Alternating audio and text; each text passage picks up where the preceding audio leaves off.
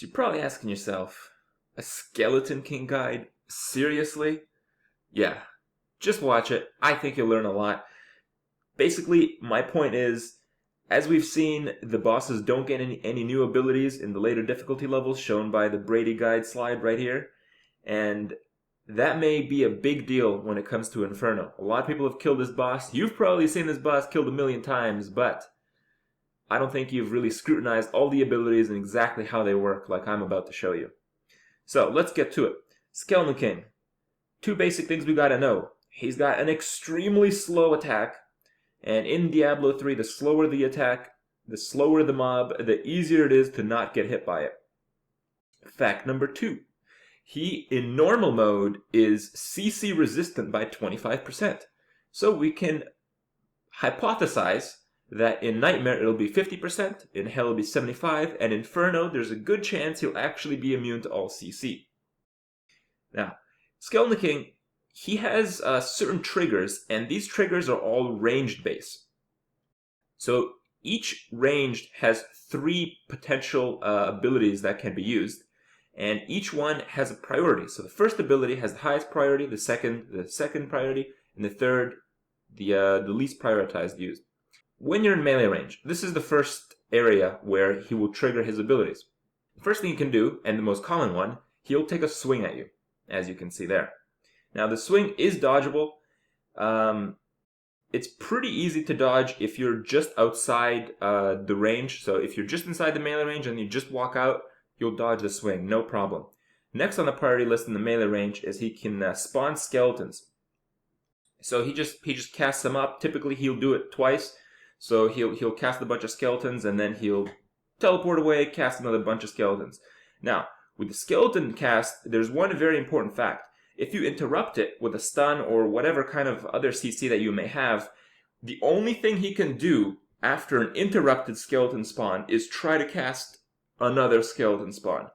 So if you got your stuns, if you got your proc stuns, you can go to town sometimes during the skeleton spawn phase. The third ability with the least priority in melee is the whirlwind.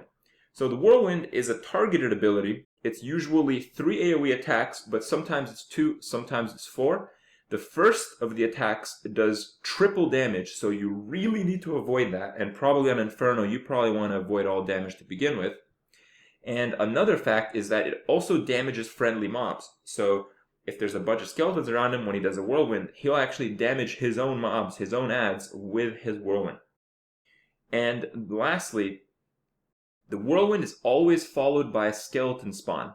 However, sometimes, if there's too many skeletons out, he'll skip a skeleton spawn and melee you if you are in melee. And if you're not in melee, he'll do a teleport attack, which I'll get to in a second. Now, the second range category from the Skeleton King is if your character is positioned just outside of melee range. He's not quite able to hit you with just a blank auto attack, but he's not really that far away from you. So when he's in this position, the main priority in terms of the abilities that he can use is walk. So we call this the walk attack because it's got a dumb name and it does nothing. So basically what it does is he tries to walk up to you. If he gets close enough to you, he'll actually use his melee swing and then do something else. And if you get too far from him, he's going to teleport to you. Like I said, I'll get to that in a second. Now, abusing the walk attack, you want to maintain your almost melee range. And if you do that, if you're his target, he'll just try to follow you and do absolutely nothing for about 10 seconds. Followed by the walk attack, we have another skeleton spawn as the second priority, and then a whirlwind as the third priority. The last range category is the far. So if you're outside his melee range, you're outside the almost melee range, you're just kind of wherever else on the map. Sometimes you're forced into this position when he teleports away from you to spawn adds. So what does he do in this position? The priority is a teleport attack. So the teleport attack is targeted, and you'll know when he casts it because he does this like graphical, he phases out and then he phases in. Now, although it may seem that this attack will hit you like all the time, that's not true. You can actually CC him after the teleport so you don't get hit by the attack, and additionally, you can dodge it. To dodge the attack, you have to be running in a distinct direction and then do a 180 about midway through the teleport. It's going to take a lot of practice to know how exactly to dodge it. And the second and third priority for the far range are just the same as the other two. So you got the skeleton spawn and then the whirlwind. In Inferno, if the damage values are somewhat accurate when we compare it to other mobs, there's a very good chance that the Skeleton King will one-shot you or two-shot you regardless of the kind of gear that you may have. So because of that, it's very important to get all these things down. Some things that is going to help you guys out. So if you're in 4-player, the Skeleton King's adds, they actually have more life. And Whirlwind, because it does not scale with the number of players in the game, will actually fail to kill them in some cases if you have more than 1, 2, or sometimes 3 players in the game. So you'll need multiple whirlwinds to kill the same amount of adds, and there's going to be a lot more adds up because of that fact. Now the crypt tip.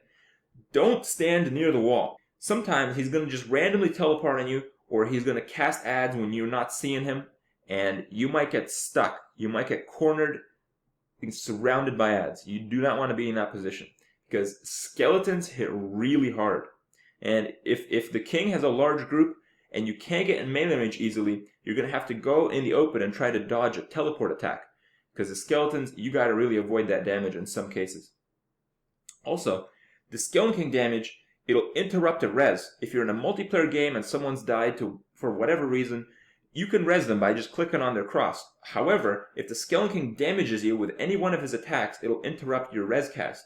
But if the skeleton adds attack you during this time, it will actually not interrupt you. So the best time to res someone is during a teleport attack on another player or during the ad cast. Sometimes you can also get away with it when he's doing a whirlwind. Lastly, the shield skeletons. So there's 2 kind of skeletons that are spawned. There's the regular skeletons that just have like a 2-handed sword or some other kind of weapon, and then there's ones with a shield. And the shield ones, those actually survive whirlwind even on single player in some cases.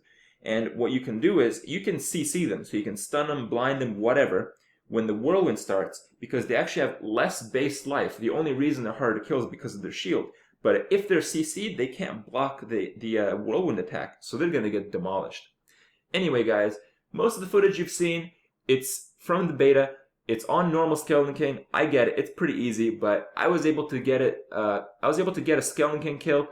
It took like 25 minutes, and I did it with a naked barb with no potions at level 7. I only took 2 hits. So when that kind of damage is going to kill you in 1 or 2 hits, you really got to know what's up with the abilities. You got to smash it out. This game's not as easy as it looks, and you're not going to have the practice going in. So make sure you know what's up, and I'll see you guys next time.